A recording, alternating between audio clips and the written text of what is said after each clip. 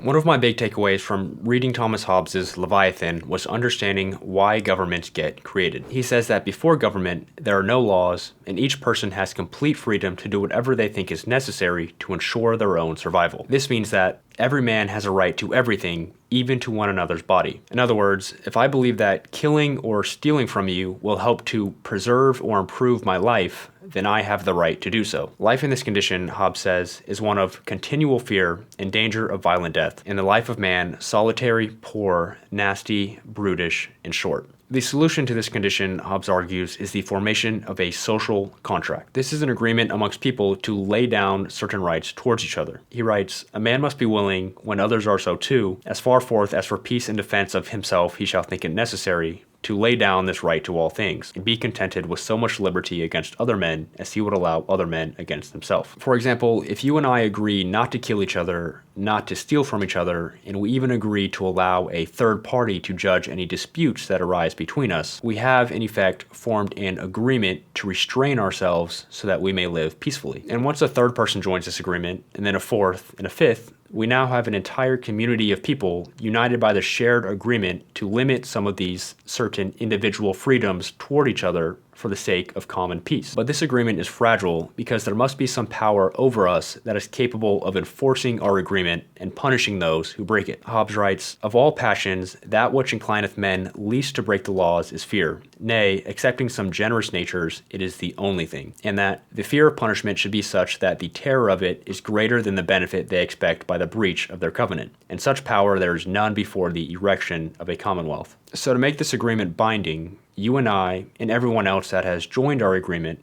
must appoint an official to oversee and enforce it. This person must have the authority and resources to enforce compliance. For as Hobbes writes, "It is men in arms, not words and promises, that make the force and power of the laws." So to give this official men in arms, taxes are required, which allow him to employ a police force to enforce the laws, judges to resolve disputes, and an army to protect the community against foreign invasions. And this official who enforces our agreement is what we call government.